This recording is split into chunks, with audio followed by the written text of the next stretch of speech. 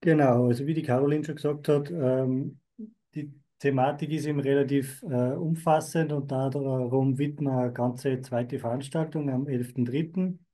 Der Planung und Finanzierung von Agroforstsystemen.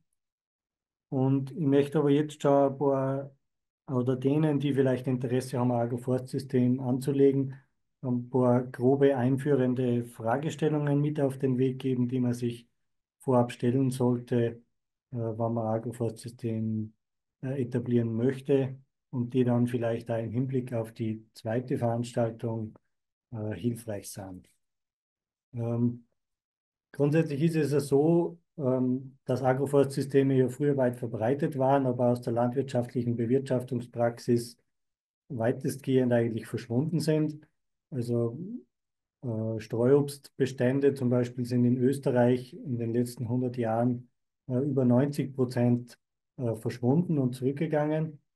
Und das hat ja auch seine Gründe. Und diese Gründe muss man bei der Neuetablierung von Agroforstsystemen auch berücksichtigen, wenn man möchte, dass diese auch großflächig und langfristig Bestand haben. Und nur wenn sie langfristig Bestand haben, können diese Systeme auch ihre vielen Vorteile ausspielen.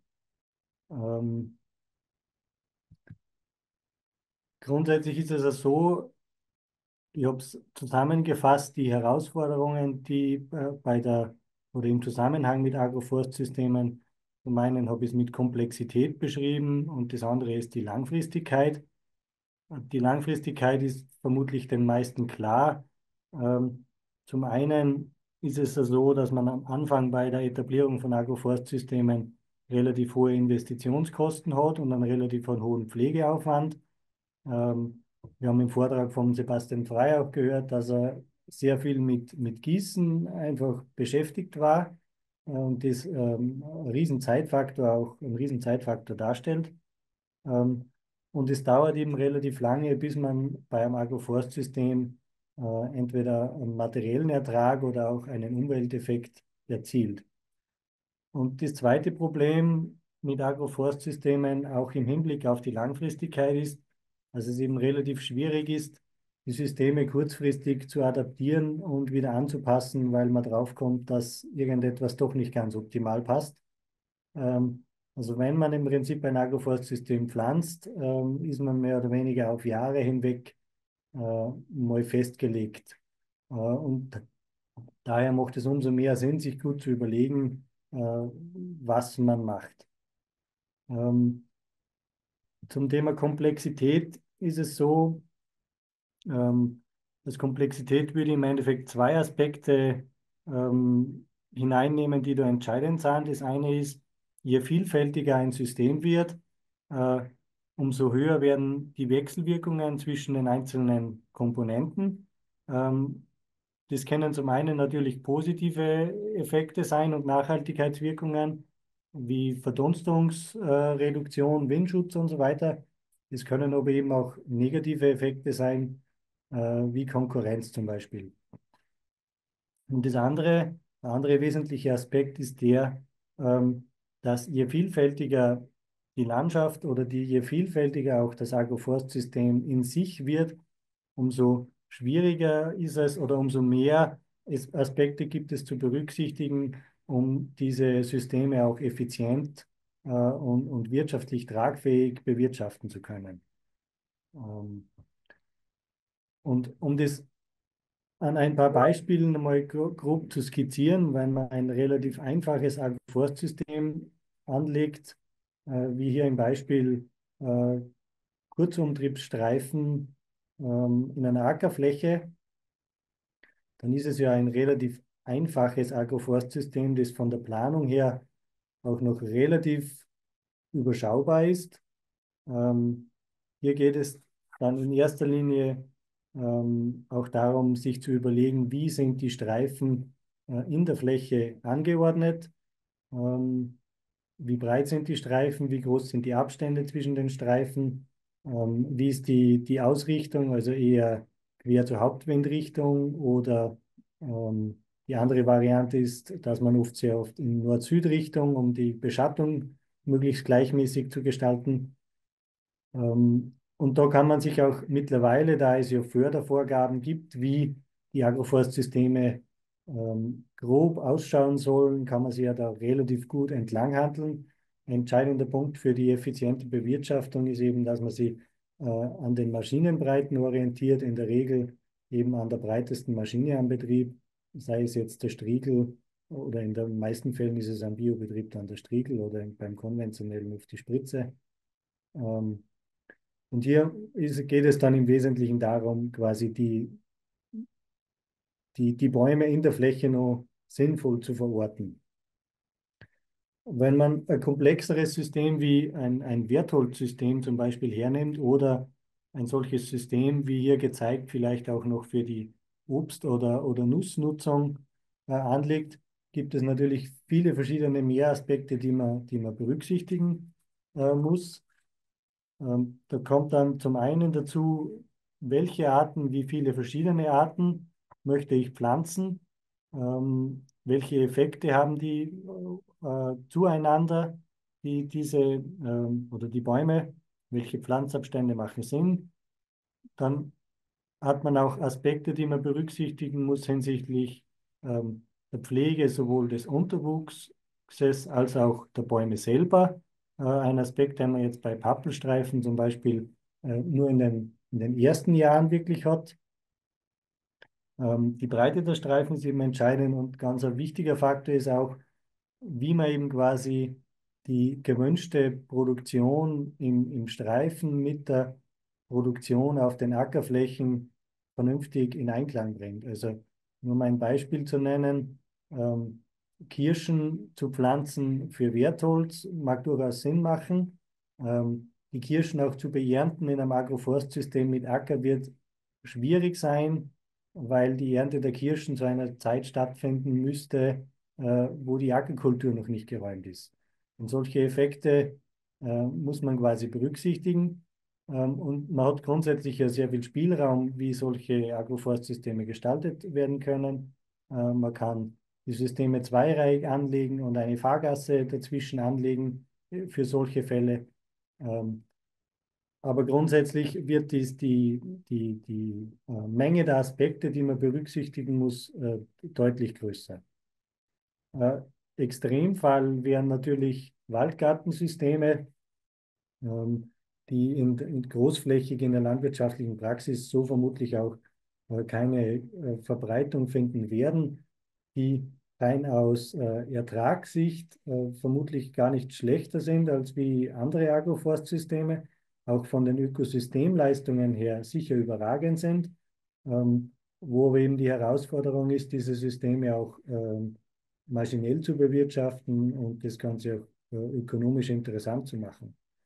Und es gibt jetzt ja aber auch grundsätzlich sehr viele Möglichkeiten, Übergänge zwischen diesen zwei Systemen zu machen. Und es gibt ja auch schon sehr viele Ansätze und Konzepte, wie man eben dieses dreidimensionale System eines Waldgartens auch in ein streifenförmiges System integrieren könnte, wo man auch entweder in der Baumreihe selber mit Sträuchern arbeitet oder auch parallel zu den Baumreihen, was auch den Vorteil hätte, dass man früher oder einen zusätzlichen ökonomischen Ertrag aus der Agroforstfläche ziehen könnte und was auch von der Landnutzungseffizienz, die wir am Anfang gehört haben, noch einen zusätzlichen positiven Effekt bringen würde. Ähm, und wenn man jetzt ein Agroforstsystem grundsätzlich anlegen möchte, macht es Sinn, den Planungsprozess einmal ein bisschen zu strukturieren. Und die Kernfrage, die sich jeder mal für sich stellen sollte, ist, welche Ziele äh, möchte ich eigentlich primär mit meinem Agroforstsystem verfolgen? Ähm, und wichtig ist es vor allem auch, die Ziele zu priorisieren. Also man kann die Ziele oder die Effekte von Agroforstsystemen grob in zwei Gruppen einteilen. Zum einen in materielle Erträge, wie jetzt Holz, Früchte, Nüsse oder auch Futter und in positive Umwelteffekte wie Erosionsschutz, wie Biodiversität oder auch im Falle von Systemen mit Tieren das Tierwohl. Ähm, und man sollte sehr klar priorisieren, was ist mein Hauptziel, das ich erreichen möchte und was sind im Optimalfall positive Nebeneffekte. Weil ansonsten kommt man sehr schnell vom Hundertsten ins Tausendste. Die Möglichkeiten sind grundsätzlich ja, Möglichkeiten sind sehr groß und man verliert sich dann schnell in der Planung. Insofern macht es Sinn, das ganz klar am Anfang mal zu priorisieren.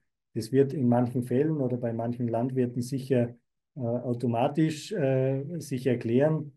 Auch zum Beispiel im Falle einer Bepflanzung eines Geflügelauslaufes ähm, ist das vermutlich relativ klar, aber trotzdem macht es in vielen Fällen Sinn. Und die zweite Frage, die man sich grundsätzlich frühzeitig stellen kann und sollte, ist, wo macht es Sinn, ein Agroforstsystem überhaupt anzulegen? Also nicht jede Fläche ist für die Anlage eines Agroforstsystems geeignet oder zumindest ist nicht jede gleich gut geeignet wie eine andere. Die Grundfrage oder ein Grundaspekt sind sicher die Besitzverhältnisse. Also auf einer Eigenfläche ist es natürlich deutlich einfacher als auf einer Pachtfläche, wenn es auch auf einer Pachtfläche nicht unmöglich ist. Aber da spielen natürlich dann wieder viele Aspekte, vor allem die Interessen des Verpächters, eine entscheidende Rolle. Dann sind die Standorteigenschaften natürlich entscheidend, auch im Hinblick auf die Ziele, die man verfolgt. Und auch nicht jede Fläche ist zum Beispiel aufgrund ihrer Form geeignet für ein Agroforstsystem. Ähm, wenn man Windschutz erreichen möchte und die Fläche aber langgezogen in der Hauptwindrichtung ist, wird es relativ schwierig sein, sinnvoll ein Agroforstsystem dort zu etablieren. Außerdem sind Flächen mit Drainagen, Erdkabeln, Freileitungen zum Beispiel nicht sehr gut geeignet für Agroforstsysteme und sollten eher ausgeschlossen werden. Und dann spielen natürlich noch Naturschutzvorgaben, regionale und das Nachbarschaftsrecht, also Abstandsregelungen, eine Rolle. Beispielsweise müssen zu Autobahnen deutlich größere Abstände gelassen werden bei der Bepflanzung mit Gehölzen als zu anderen Straßen.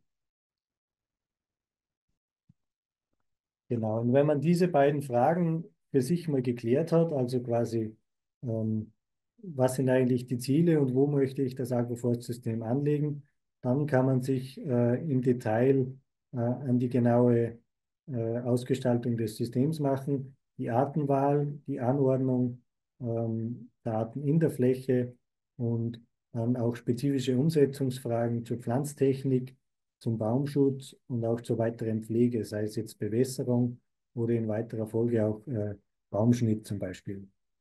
Und hier spielen dann natürlich viele verschiedene Aspekte eine Rolle.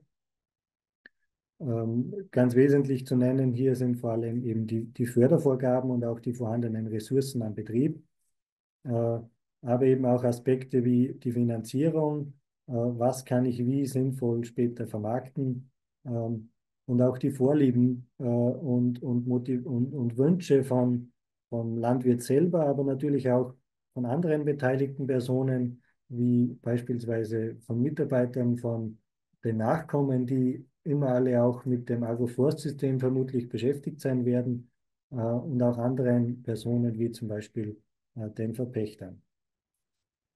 Um all jene Fragen wird es dann im Detail auch in der zweiten Veranstaltung gehen. Ich habe hier nur für all jene, die sich vorab schon ein bisschen näher noch mit der Ausgestaltung von Agroforstsystemen beschäftigen wollen, ein paar interessante Links aufgeführt. Die Kollegin wird die Links auch in den Chat stellen, da kann man sie dann runterladen.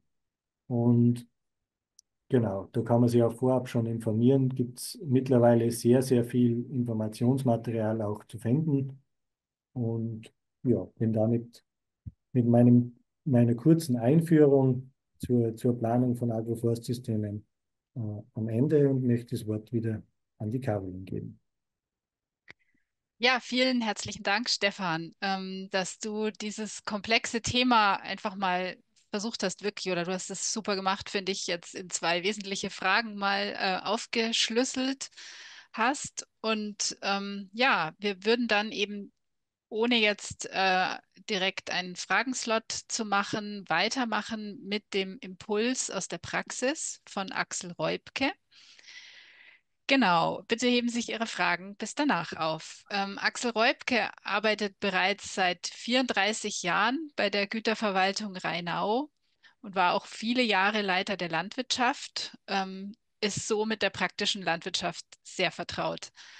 Und gleichzeitig engagiert er sich privat, auch im eigenen Betrieb, für Umweltthemen und hat so jetzt seit kurzem bei der Güterverwaltung Rheinau den Bereich Biodiversität und Nachhaltigkeit übernommen. Ja, die Güterverwaltung Rheinau hat verschiedene Agroforstsysteme und Hecken gepflanzt. Die sind jetzt somit in seiner Verantwortung und damit ist auch die Frage, wie klappt das mit der Landwirtschaft und den Agroforstsystemen zusammen? Ganz spannend. Ja, ich gebe Ihnen, lieber Herr Reubke, das Wort und bitte Sie, Ihre Präsentation zu teilen. Ja, schönen guten Tag an alle Teilnehmer, alle Zuhörenden. Wir schalten jetzt mal die Präsentation frei und hoffen, dass alle sie sehen. Wunderbar. Also, wie Frau Pieringer das eben schon angeführt hatte, wir befinden uns hier auf dem Agroforstsystem der Güterverwaltung Rheinau auf dem Rittergut in Lucklum. Das ist unser Hauptstandort vor den Toren Braunschweigs, um das kurz ein bisschen geografisch einzusortieren oder einzuordnen. Und wir machen seit 2021, 2022 verstärkt Agroforst. Hier sehen wir ein Luftbild auf den Standort in Lucklum. Rechts mittig im Bild ist die Güterverwaltung Rheinau, das Rittergut mit der Kirche, Gutsverwaltung, viele Liegenschaften an Gebäuden. Im Vordergrund haben wir einen Parkplatz für die Öffentlichkeit. Ups, nochmal zurück. Einen Parkplatz angelegt, einen Naturparkplatz, den wir begrünt haben mit Bäumen, keine versiegelten Flächen dort angelegt haben, um das in Anführungsstrichen das Ensemble, die ganze Biodiversität auch auf Parkplatzflächen zu bespielen. Im Hintergrund, jetzt muss ich mal gucken, ob Sie meine Maus sehen, im Hintergrund ist die Ackerfläche, auf die ich im Weiteren näher eingehen werde, wo wir verschiedene Agroforstsysteme zur Nutzung äh, in der Realität umgesetzt haben. Jetzt schauen wir mal auf die nächste Folie. Hier eine Explosionszeichnung, wie das grob einzuteilen ist. Im Vordergrund, ich nehme nochmal die Maus zur Hilfe, im vorderen Bereich sind, was ist das? Im vorderen Bereich sind einzelne Werthölzer angelegt für eine Unterteilung der Weideflächen in der ersten Nutzung vorwiegend für Pferde. Die Abgrenzung zur Ackerfläche erfolgte durch ähm, Pappelpflanzungen und Hecken. Und in der dahinterliegenden ackerbewirtschafteten Fläche wurden Keyline-Systeme angelegt, um die geografische Lage und die Fläche an sich mit den Geländeergebungen besser abzubilden. Hierzu nochmal eine andere Ansicht.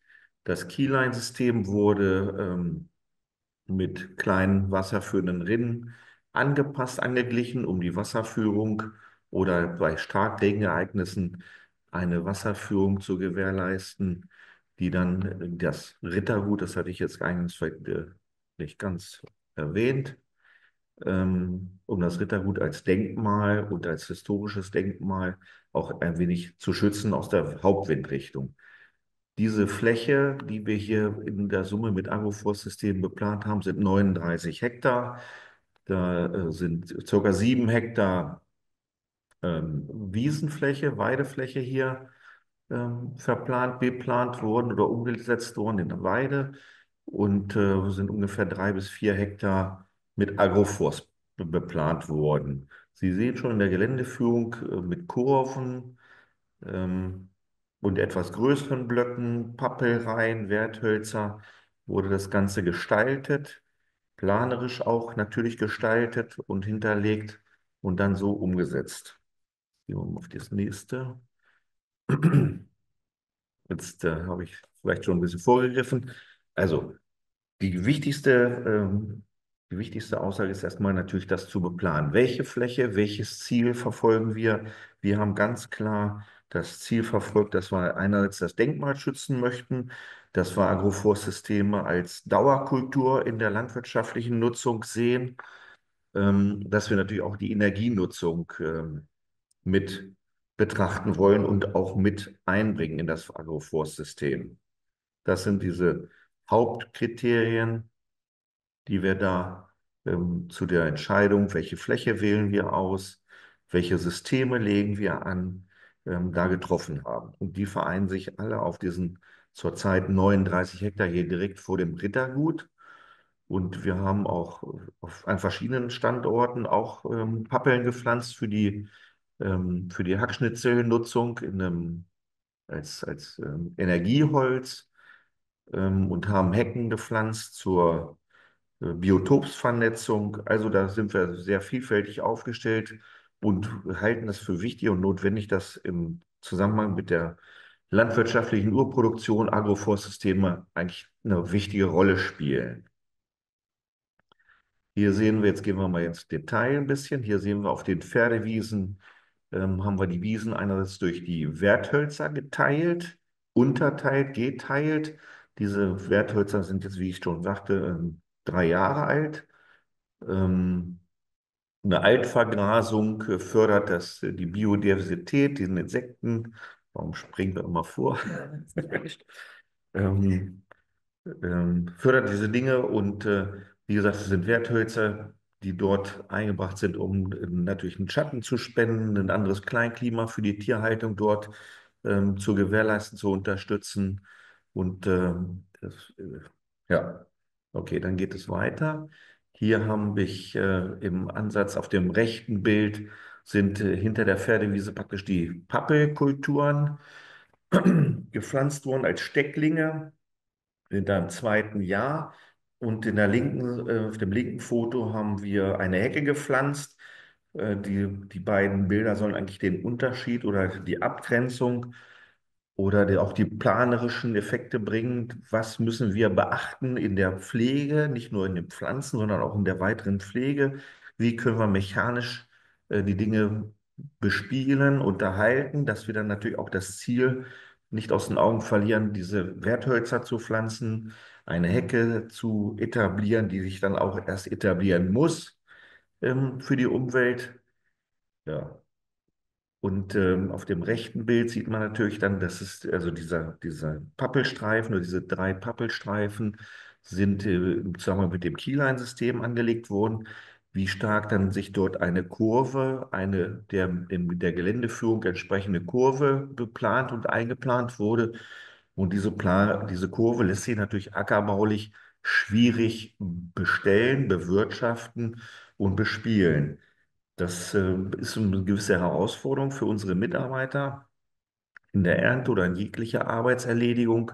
Und da muss man sich einfach Gedanken dazu auch machen, dann im Vorfeld, wie viel Abstand halte ich zu dem Agroforstsystem, möchte ich halten und wie oder mit welchen Mitteln bepflanze ich oder besehe ich oder bestelle ich diese starken Kurven, diese starken Neigungen, zum Beispiel mit einer Blühfläche, die ich vielleicht hier in Niedersachsen über Blühstreifen oder diverse Förderungen gefördert bekomme.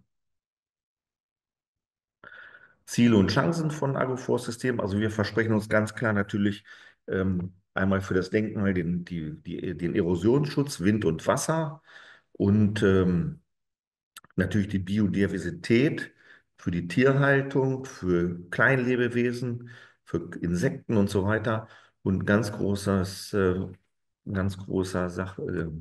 Punkt ist dann am Ende natürlich auch, oder nicht am Ende, sondern überhaupt ist es die Verwertung und die Nutzung der Hackschnittsheiz. Und die Güterverwaltung Rheinau hier im Standort Lucklum, wir haben ein Heizkraftwerk, wo wir auch hier den öffentlichen Bereich mit versorgen, also diverse Einzelhaushalte.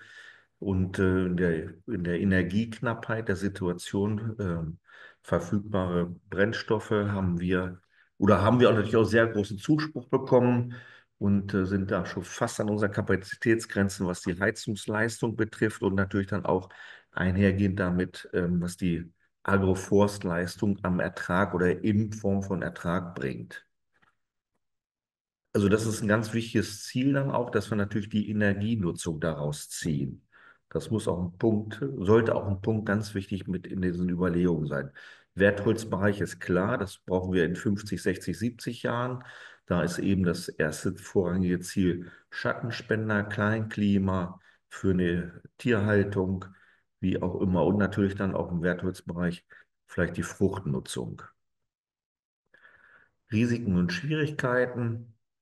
Das wurde auch schon vielfältig erwähnt. Natürlich das Problem des eventuellen Anwachsens oder des Gedeihens oder vielleicht auch diese Zielvorstellung, die wir im ersten Moment mit uns tragen, was wir uns vorstellen, was wir uns erhoffen und ob wir dann manchmal das Ergebnis auch so wiederfinden, wenn wir dann täglich oder jeden zweiten Tag in unsere Bestände der Agroforst gehen.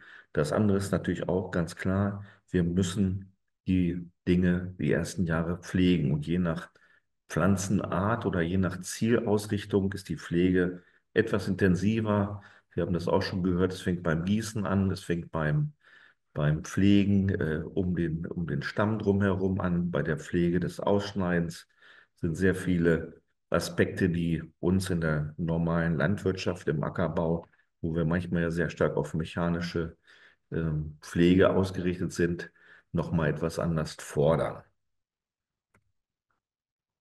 Die Nachhaltigkeit, das hatten wir ja auch schon einmal öfters heute gehört, in dem Agroforstsystem liegt hier ganz stark natürlich auch den Mehrwert für die Natur zu bringen und am Ende natürlich Mensch und Tier sind Bestandteile dieser Dinge. Gut, das ist unser QR-Code, um weitere Informationen über die Güterverwaltung Rheinau oder den Standort Luckenum zu unseren Agroforstsystemen sich da gerne weiter mit zu beschäftigen. Ansonsten bedanke ich mich für Ihre Aufmerksamkeit und kann jeden oder alle oder die das Interesse vertiefen möchten, gerne nach Luckenum einladen, um sich das bei uns einmal anzuschauen mit Energieholz, Wertholz und Weidehaltung mit den verschiedenen Nutzungsarten an den verschiedenen Standorten. Vielen Dank.